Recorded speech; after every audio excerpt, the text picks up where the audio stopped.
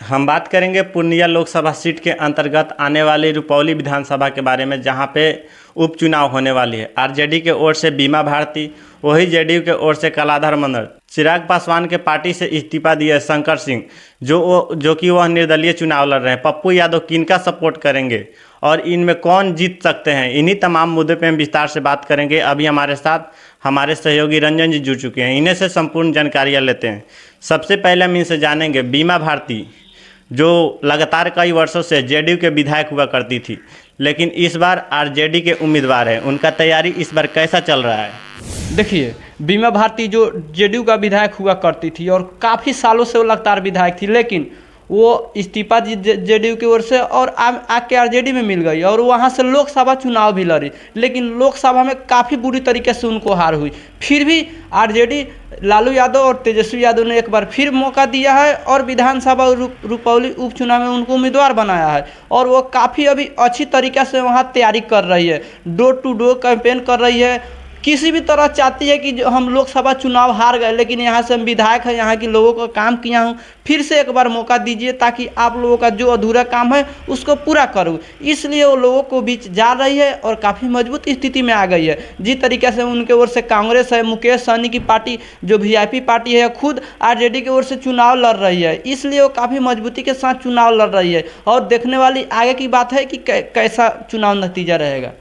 कलाधर मंडल, जो कि जेडीयू का उम्मीदवार है, अगर बिहार में कही जाए तो जेडीयू की सरकार है, उनका अभी किस तरह से अभी उनका तैयारियां चल रहा है? देखिए, अगर कलाधर मंडल की बात की जाए तो उन्होंने अब पूरी तरीके से वहाँ अपनी ताकत झोंक दी है।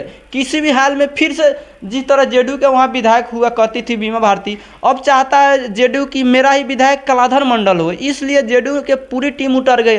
लेसी सिंह जो वहाँ से मंत्री है, उसके अगल बगल से वो साफ तौर पे उतर गई है। जिस तरीके से बीमा भारती और लेसी सिंह में विवाद हुआ था, इसी के कारण वो इस्तीफा दी थी, इसलिए लेसी सिंह पूरी तरीके से लग गई है कि किसी भी तरह कलाधर मंडल को जिता देना है। और साथ ही नीतीश कुमार है, ये नरेंद्र मोदी जैसे बिहार में सम्राट चौधरी हो गए और चिराग पासवान जो स्वयं अभी काफ़ी अच्छे नेता माने जा रहे हैं, बिहार के उभरते हुए सितारा माने जा रहे हैं, इनके ओर से सब नेता है, इसलिए ये भी काफ़ी मजबूत हो गए हैं और फर्स्ट बार जेडीयू की ओर से चुनाव भी लड़ रहे हैं।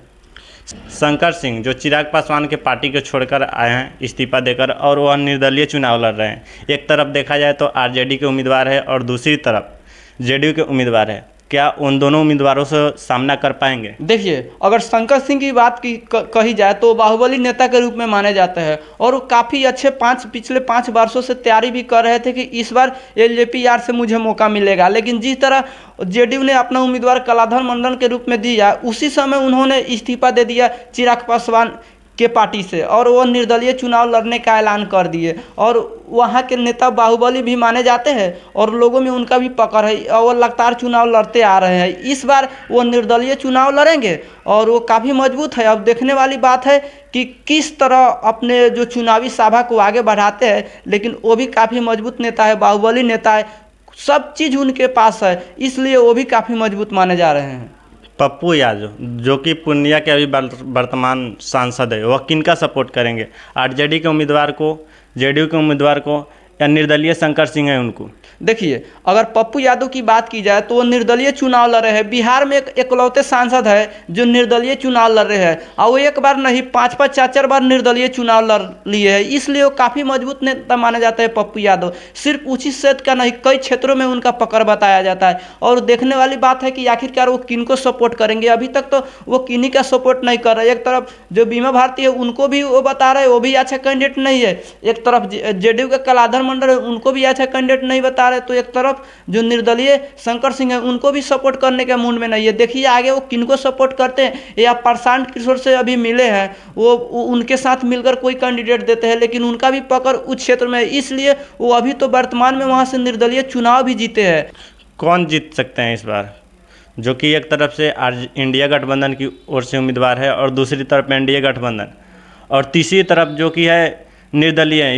इसमें कौन जीत सकता है, कौन बाजी मारने वाले हैं? देखिए, अभी मान के चलिए तीनों कैंडिडेट बराबर पोजीशन पर है और जो शंकर सिंह निर्दलीय चुनाव लड़ रहे हैं उनको भी आप कम मत समझिएगा, इसलिए क्योंकि वो काफ़ी मजबूती नेता है और वहाँ लगातार तैयारी कर रहे हैं। उससे वहीं दूसरे तरफ की बात की जाए बीमा भारती, जो लगातार कई बारों से विधायक वहाँ के बनती आ रही है। भले वो सांसद में हार चुकी है, भले वो लोकसभा में बुरी तरीक़ा से हारे हो, लेकिन वो अभी विधायक का चुनाव लड़ रहा है। वही कलाधर मंडल की बात की जाए, जो जिनके साथ जेडीयू है, और जेडीयू के लगातार विधायक हुआ करती थी वहाँ से, लेकिन वो जेडीयू से इस्तीफा दी है, इसलिए कलाधर मंडल भी मजबूत नेता है। अब देखने वाली बात है पप्पू यादव किनको सपोर्ट करते हैं। अगर इन तीनों में से अगर किसी एक का सपोर्ट करते हैं तो उनका जीतना तो लगभग तय है। अगर दूसरा कोई कैंडिडेट उतारते हैं तो ये मुकाबला चतुर्कोणीय हो जाएगा। इसलिए अभी तक ये चुनाव बहुत रोमांचक घड़ी पे आई है। अब देखने वाली बात है कि आखिरकार कौन जीतेंगे, लेकिन जो लड़ाई है ना वो काफ़ी मजबूती के साथ लड़ रही है जो वहाँ के कैंडिडेट है वो।